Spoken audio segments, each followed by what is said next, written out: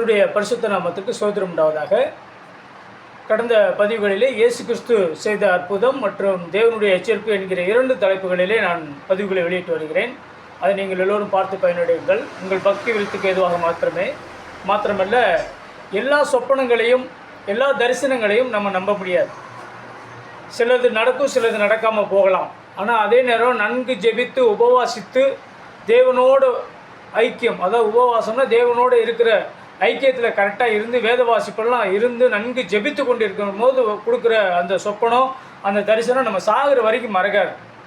எப்போதும் நமக்கு அந்த இது ஞாபகம் இருந்துக்கிட்டே இருக்கும். அப்போ அது நடக்கும்போது அது நமக்கு புரியும்.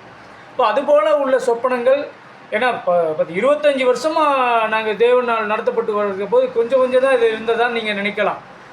தேவன் கொடுக்குற சொப்பனம் மறக்காத சொப்பனம், மறக்காத தரிசனங்கள். அது நடந்து கொண்டிருக்கிறது. இதனுடைய காரியங்களை தான் என்ன செஞ்சுக்கிருக்கேன், உங்களோடு கூட நான் பகிர்ந்து கொண்டு வருகிறேன். அதனால் இது முக்கியமான பதிவாகத்தான் நான் பதிவிட்டு கொண்டு வருகிறேன். அதனால் எல்லாத்தையும் நீங்கள் இது பண்ண வேண்டாம். தேவனுடைய எச்சரிப்பு என்பது மிக மிக முக்கியம். அதை நீங்கள் பார்த்து இனிமேல் வரப்போகிறதான ஆபத்துக்களை பற்றிய காரியங்கள். அதனால் நீங்கள் அதை சால்ட்டாக எண்ணாதீங்க. கடந்த பதிவுகளில் நானும் ஒரு சகோதரனும் ஒரு திருமண வீட்டில் அமர்ந்திருப்பதாகவும், அப்பொழுது வெளியில் 3 விதமான மிருகம், அதாவது காட்டெருமை மற்றும் ஒரு கிடாரி, ஆட்டுக்கடா, அப்புறம் வலிசுற்பத்தி நாவி 3 தோன்றி மறைந்த ஒன்றோடொன்று இணைந்து சண்டை போட்டு, அப்புறம் இன்னொரு பகுதியில் ஆண்டவர் இயேசு கிறிஸ்து வருவதாக கூறியிருந்தேன். அப்போ நடுவானத்தில் ஆண்டவர் நிற்கிறாரு, கண்கலங்கி நிற்கிறார். இந்த பதிவை கடந்த பதிவில் நான் வெளியிட்டிருந்தேன். அதனுடைய தொடர்ச்சியாக தான் அதை நான் வெளியிடுறேன். அப்போது அந்த திருமண வீட்டுக்கு முன்னாடி நானும் என்னுடைய நண்பர் இருக்கும் போதில் ஆண்டவரை வாங்கன்னு சொல்லி நாங்கள் ஜெபிக்கும் பொழுதுல அவர் வரல. அப்போது ஒன்று அருகில் அங்கே அந்த சைடில் பாரு அப்படிங்கிறார். அப்போ நாங்கள் 2 பேருமே அந்த சைடில் பார்க்குறோம். அப்போ ஒரு குரங்கு கூட்டம் தரையை ஓங்கி தட்டி நெஞ்சில் அப்படி அடித்து சுற்றி ஆடிக்கிறது. அது ஒரு பெரிய பாதாள மாதிரி ஒரு குழி மாதிரி போகுது. அதுக்குள்ளேருந்து ஒரு சர்ப்பம் எழும்புற மாதிரி ரியாக்ஷன் கொடுத்துட்டு மேலே வரைக்கும் வர்றதுக்கு ரெடியாக இருக்குது. இது இப்படி நடந்துக்கிட்டு இருக்குது. ஆண்டவர் இந்த சைடு பாருங்கிறாங்க. இன்னொரு சைடு பார்த்தா அங்கே தேவனால் ரட்சிக்கப்பட்டு மனம் திரும்பி பாவ மன்னிப்பு பெற்ற தேவ ஜனங்கள், தேவ பிள்ளைகள் அவங்களுடைய சுபாவங்களை வெட்ட வெளிச்சம் போட்டு காட்டுக்கிற மாதிரி அவங்க பேசிக்கிருக்கிறத என்கிட்ட ஆண்டவரும் காட்டுறார். என்னென்னா, இப்போ தான் சர்ச்சு கட்டியிருக்கிறோம், இப்போ தான் ஒரு 50 விசுவாசி வர்றாங்க, இப்போ ஆண்டவர் வந்துடக்கூடாது, இன்னும் நிறைய ஆத்மா ஆதாயம் பண்ண பிறகு ஆண்டவர் வரட்டும், இப்போ தான் இவ்வளோ நாள் நம்ம கஷ்டப்பட்டுருந்தோம், இப்போ தான் நல்லா இருக்கணும், இப்போ வந்துடக்கூடாது, இப்போ தான் என் பிள்ளைக்கு கல்யாணம் முடிச்சிருக்கிறோம், இன்னும் ஆண்டவர் வந்துடக்கூடாது, அது குழந்தை பிறந்து இன்னும் நல்லா வளர்ந்து அதை நம்ம கட்டி கொடுக்குற வரைக்கும் கொஞ்சம் காலம் இருக்கட்டும். இப்படி அவங்க தங்களுடைய வசதியை பெருக்கிக் கொள்கிறதற்கும் தங்களுடைய சுகபோக வாழ்க்கையை பெருக்கிக் கொள்கிறதற்கும் தான் அவங்க பேசிக்கிருக்காங்களே ஒழிய, ஒருவரும் எந்த ஊழியக்காரர்களும் எந்த விசுவாசிகளும் எல்லாரும் அல்ல. அதுக்காக ஆயத்தமாக இல்லாதவங்க இல்லைன்னு சொல்ல முடியாது. நிறைய பேர் ஆயத்தமாக இருக்கிறாங்க. ஆனால் தேவனுடைய தாமதம் ஏன்? இதுதான் காரணம். அதாவது அவர் வரும் பொழுது கண்கலங்கி நிற்கிறதுடைய காரணம் என்ன? நம்ம அவரை வரவேற்கலை. நீங்களே ஒரு வீட்டுக்குள்ளே விருந்தாளியாக நீங்கள் நீங்கள் போய் வாங்கன்னு கேட்டால் அந்த வீட்டு பக்கமே நம்ம போக மாட்டோம்.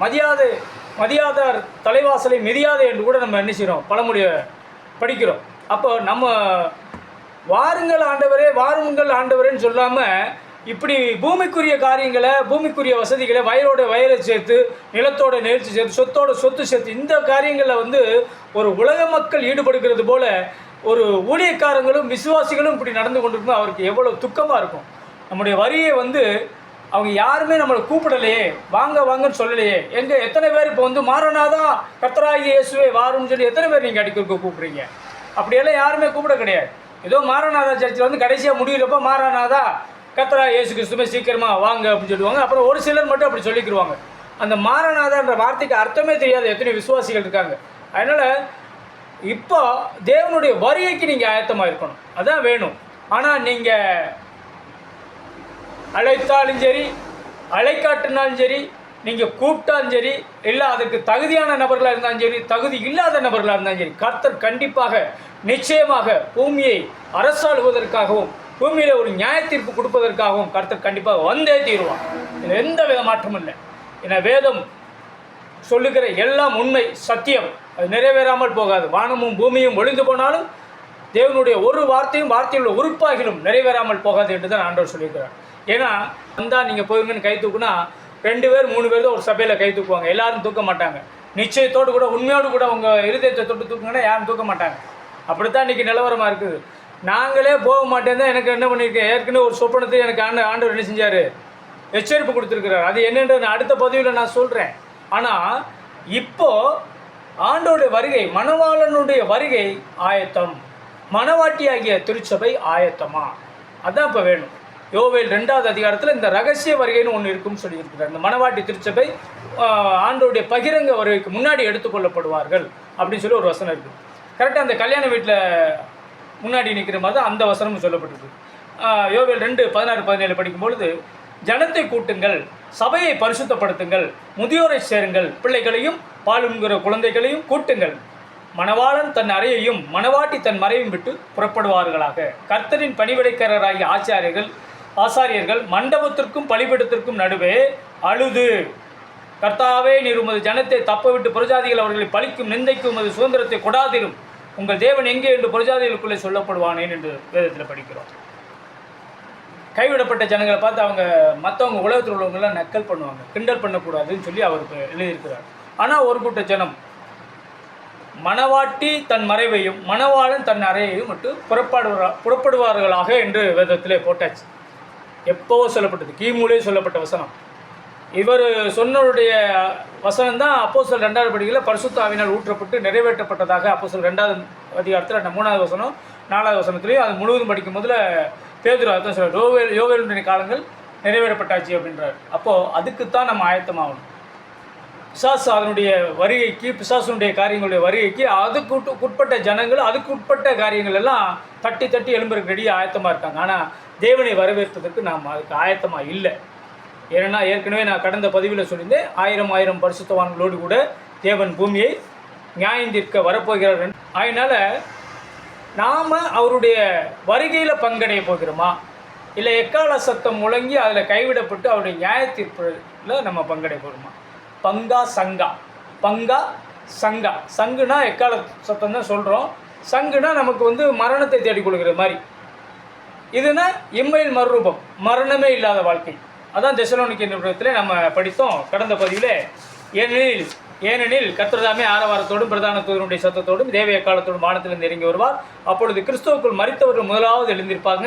பின்பு உயிரோடு இருக்க நாமும் கர்த்தருக்கு எதிர்கொண்டு போக மேகங்கள் மேல் அவரோடு கூட ஆகாயத்தில் எடுத்துக்கொள்ளப்பட்டு இவ்விதமாக எப்பொழுதும் கர்த்தரோடு கூட இருப்போம் என்று வேதத்தில் படிக்கிறோம். அதனால் நம்ம அவருடைய வருகையில் பங்கு பெறுகிறவர்களாக நம்ம இருக்க வேண்டும். சங்கு ஊதப்பட்டு அதில் நியாயத்தீர்ப்பில் என்ன செய்யக்கூடாது, பங்கு பெற நபர்களாக இருக்கக்கூடாது, அழிக்கப்பட்டு போகக்கூடாது. இன்னும் கொஞ்ச காலத்திலே தேவனுடைய கோபம் பற்றி எறியும் என்று ஏற்கனவே நான் பதிவை வெளியிட்டிருந்தேன். பூமி 3 முறை அதிரும். பூமி அதிர்ச்சி பல இடங்களில் உண்டாகும். பஞ்சம், கொள்ளை நோய் நிறைய இடங்களில் வரும். இனி வர்ற நாட்கள்லாம் கொடுமையான நாளாக இருக்கும். அதிலெல்லாம் நம்மெல்லாம் போகிறதே கஷ்டம். அதனால் நாம் இப்போவே நம்ம அவருடைய வருகைக்கு ஆயத்தமாக இருக்கிறது தான் ரொம்ப ரொம்ப நல்லது. அதனால் நாம் முழுவதுமாக நாமளும் ஆயத்தப்பட்டு நம்மளுடைய மற்றவர்களையும் ஆயத்தப்படுத்துவோமாக. கர்த்தர் தாமே உங்களை பாதுகாப்பாராக, ஆசீர்வதிப்பாராக. அடுத்த பதிவிலே என்ன எச்சரிப்பு என்பதை குறித்து நான் ஊட்டி மலைக்கு ஆண்டவர் எச்சரிப்பு கொடுக்க கூறியிருந்தார். அதை குறித்து நான் உங்களோடு கூட பகிர்ந்து கொள்கிறேன். இயேசுவின் நாமத்தில்.